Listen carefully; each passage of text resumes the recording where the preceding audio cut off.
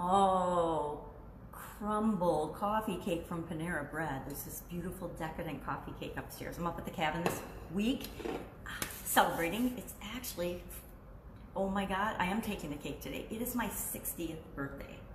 Okay guys, I can't believe I'm 60.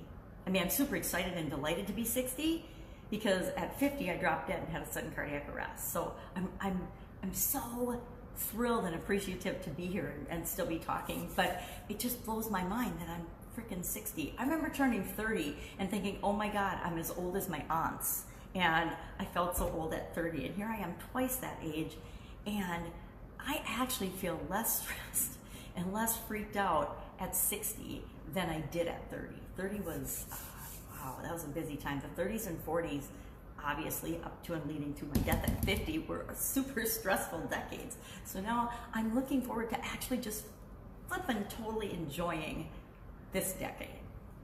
And part of how I'm doing that is I'm taking the cake.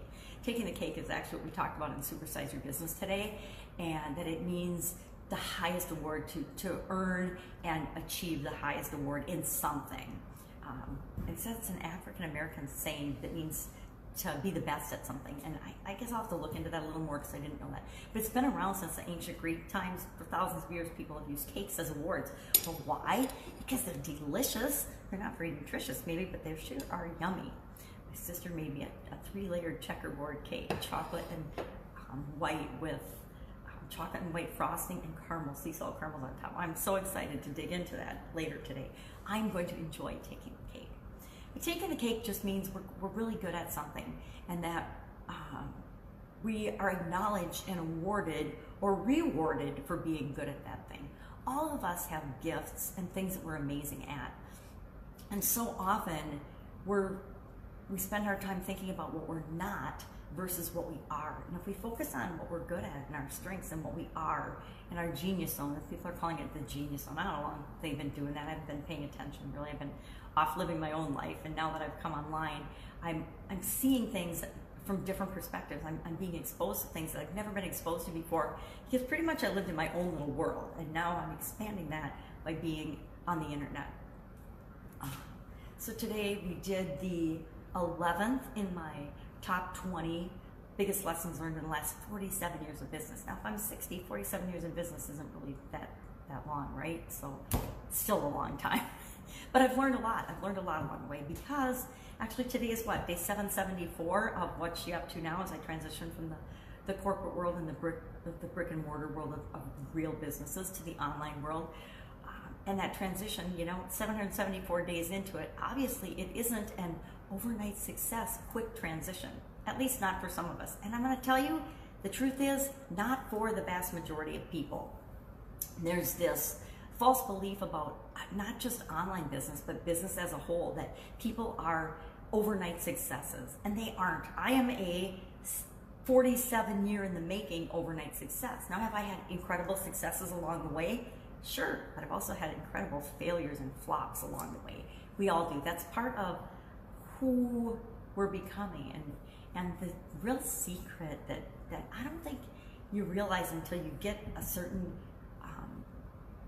way down the path of whatever it is that you want to be or do or have, that you realize it's all about who you are and who you're becoming.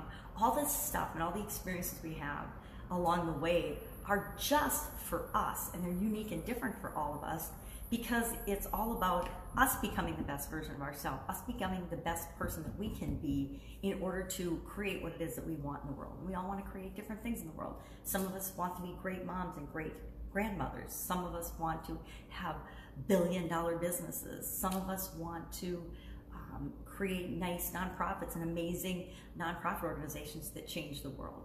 We all have different things. Some of us want to write a book. Some of us want to do whatever it is you can say. Some of us just want to eat cake, right? And watch Netflix. Whatever is in your path, in your experience, in your destiny to personal development, right? And we all have a part in that, right? There's different belief systems about God does all of this for me, or the universe does this, or whatever you believe. But the bottom line is, it's up to you. It's up to you to decide what things mean, to make choices, and then find out what results those choices get and those decisions that you make lead to, and then put your foot in front of the other and do the next thing and the next thing and the next thing. That's what our life is all about. It's all about us experiencing everything as we uniquely do and can, and only as we uniquely can, right? As much as we would like to take the pain or the challenges away from our kids, it isn't possible. They're going to get their broken hearts. They're going to get their skinned knees. They're going to get the challenges that only they have to face because they're on their own journey as well. It's especially hard for the people we love and care about the most. We want to take away and make sure that they don't have any pain, but that's not possible. We can only do and feel for ourselves, just like other people can only do and feel for themselves.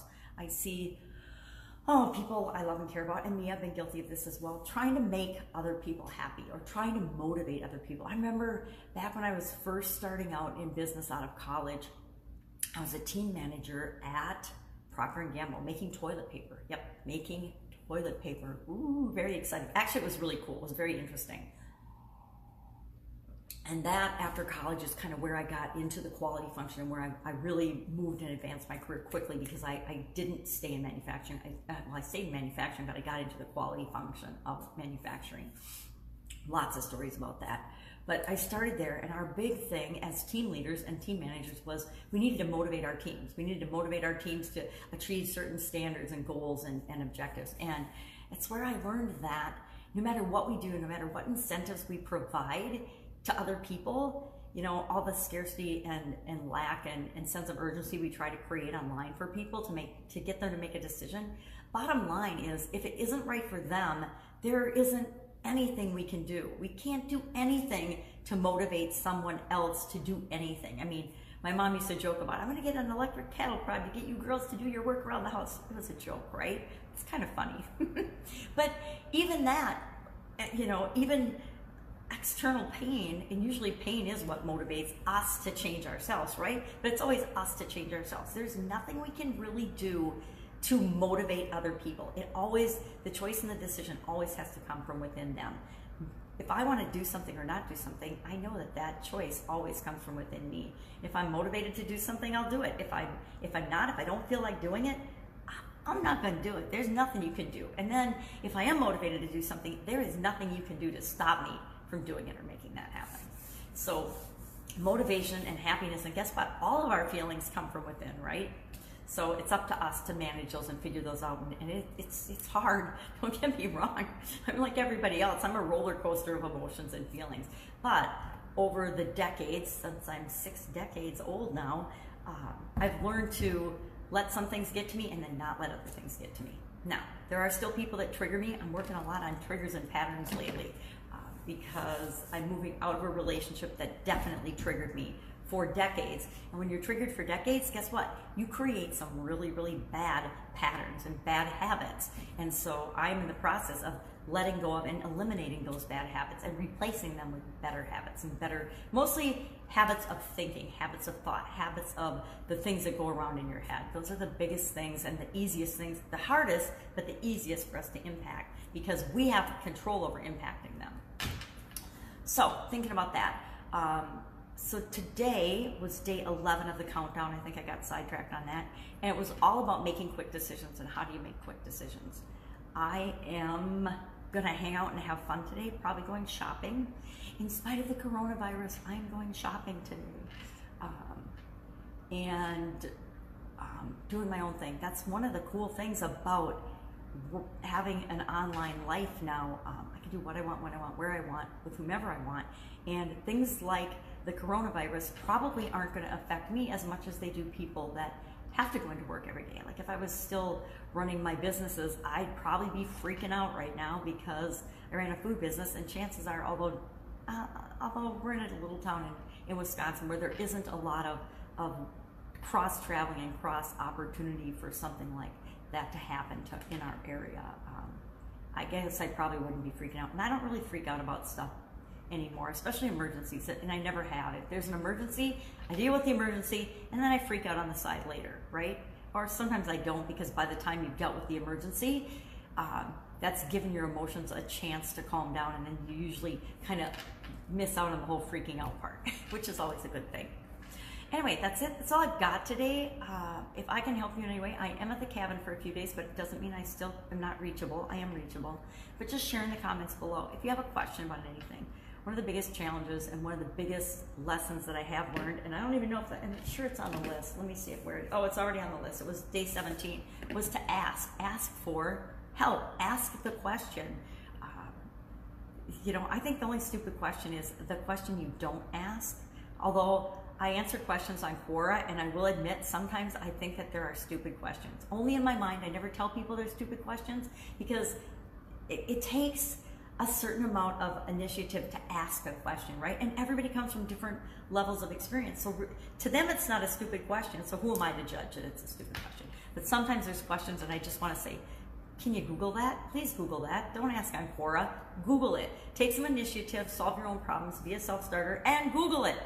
My kids say, Google that shit, but I try not to swear.